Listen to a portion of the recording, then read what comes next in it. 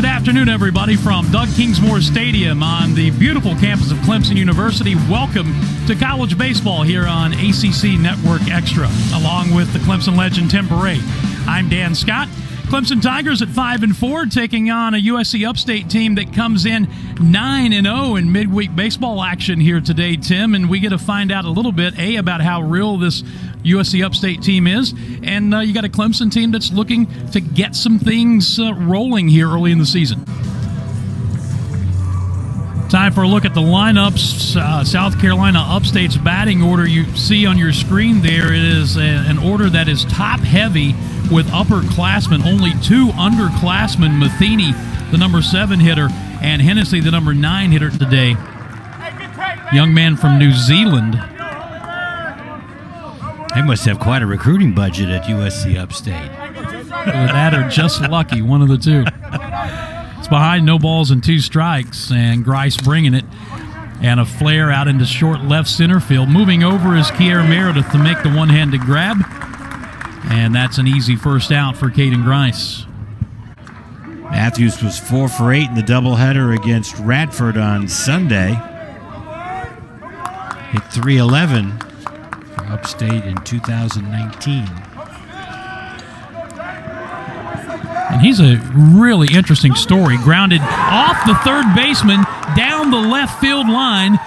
2 runs are going to score. Into second base with a headlong slide is Matthews. And it's 3-0 USC Upstate.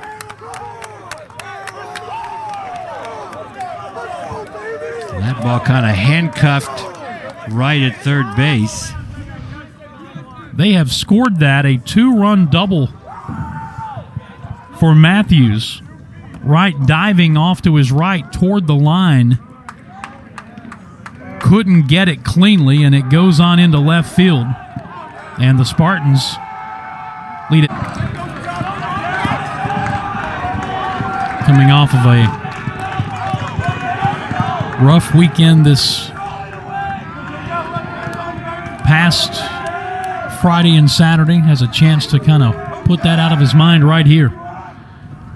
And a line drive, right center field. That's going to get up the gap all the way to the wall.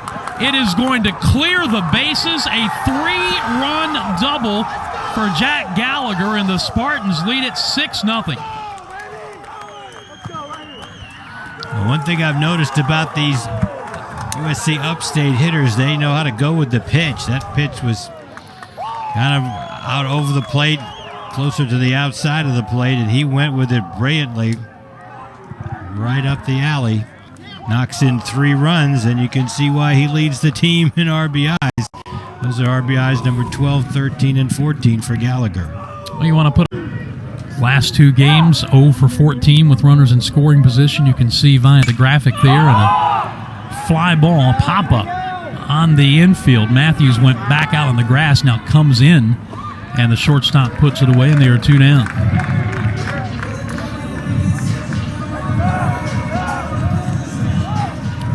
So if Clemson is going to do the runner at second, Brock in the bag, and there's a ground ball right to where he was playing. He drifts a bit to the first base side of second, throws out Meredith, and the inning is over.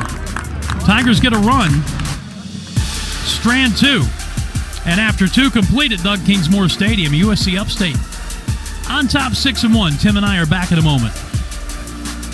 Better. In fact, Mike McGuire told me the first couple of weeks he saw him last year, he wasn't really impressed with him.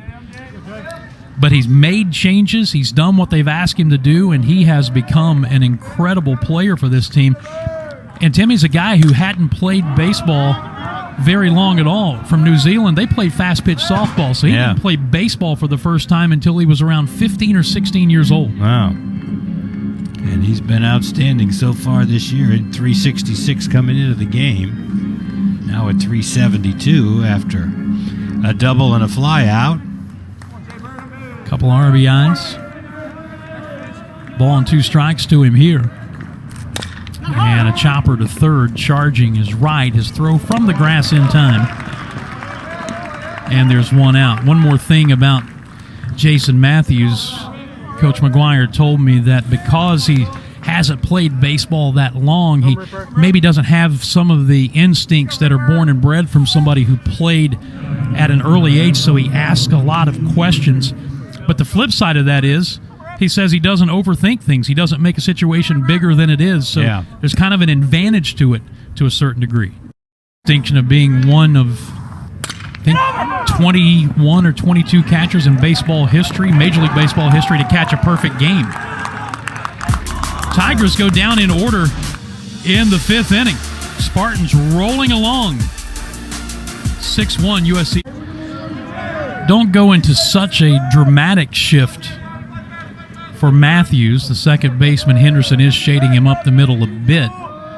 First baseman, Brewer, however, way off the line. And there is a ball past the diving third baseman right into left field for a base hit. Second hit for Matthews. And number 10 for the Spartans. The 6th inning will continue for Julian Ripp. Thank you.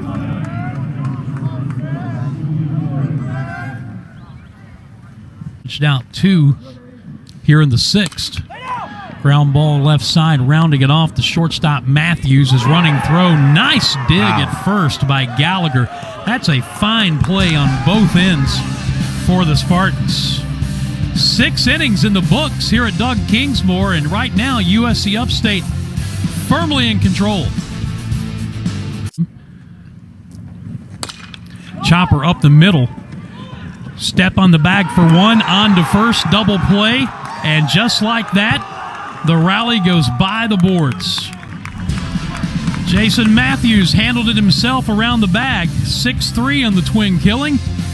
We go to the 9th with the Spartans still in control.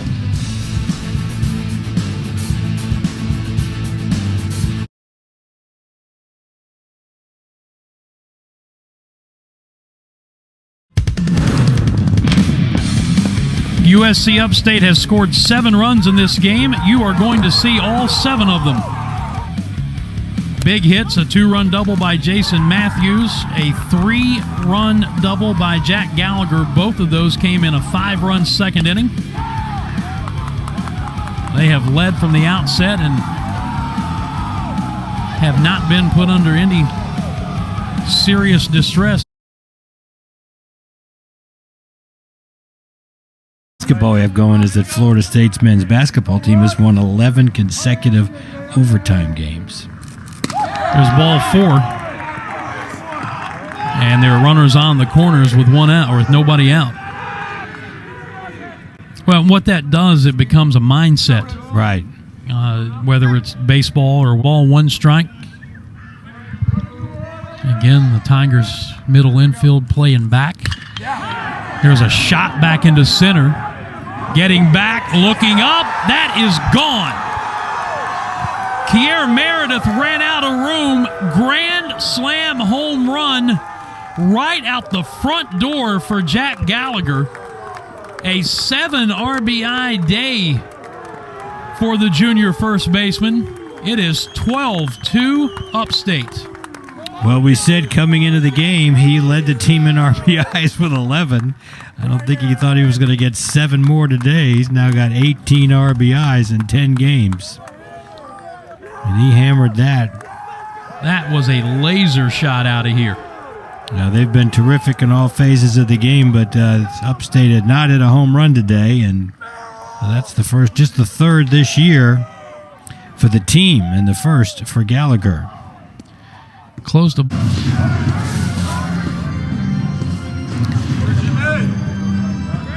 So Miller will gear up for at least one more pitch to Parker. Get a good look at Mike McGuire hanging over the rail there.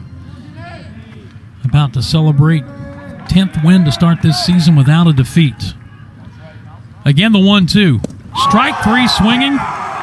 And that is the ball game. USC Upstate comes into Clemson and beats up on the Tigers. 12-2, the final score here at Doug Kingsmore Stadium, Tim.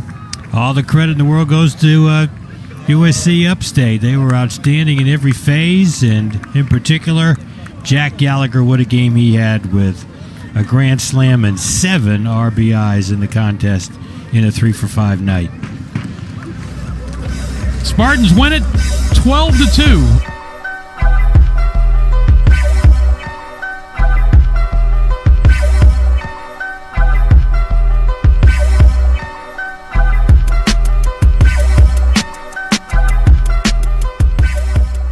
Standpoint that this is an outcome that's going to get noticed around the country. I mean, this could be, even more of a statement than the first 9 wins because you beat an ACC team that's been ranked. I mean, it's got to be exciting to know as you're trying to build something there with your program. Now you've got this on your resume.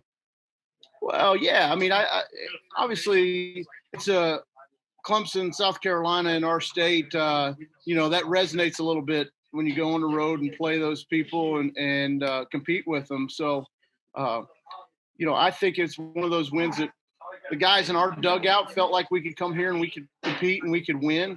But we were off to a nice start, but, didn't have that big name win on our resume to this point. So that, I think turns a few heads for sure. And then a final thought. Key to the 10-0 start now. I mean, what has been the thing that's worked? Have you been surprised in anything your team's done in getting off to such a great start, or has there been kind of a signature? Not surprised. Obviously the part about the 10-0 is, sometimes, baseball happens, that's the thing about our game, but, you play a game where, the ball doesn't bounce your way or whatever, but we filled up the strike zone from the first game of the season to now, and that's a recipe for success for us. And I think we've got a good pitching staff, and we should continue doing that. And then I thought we could be a really good defensive club. I've got a couple kids that, that are elite defenders, and then I've got a couple, the other guys are all, good defenders. So you look out there and, my shortstop can play shortstop defensively for anybody in the country. Jason Matthews. I mean, he's that good defensively. And the outfield playing tonight, Matheny, Hennessy, and Rip can cover ground and throw with just probably any outfield in the country. And, and I'm not saying it's the most offensive outfield in the country, but, they can really play defense. And when you feel like you're going to pitch it night in, night out, and you can defend behind it, you feel like you're going to be in every single ball game. And offensively, I think we've done a really good job of, learning the strike zone. That was something that we struggled with in the fall, and learning what my pitch is and getting a good pitch to hit, and then learning the difference in each at bat. Leading off an inning versus coming to the plate with runners in scoring position are 2 completely different at bats and completely different approaches. And I think we're getting better in those areas.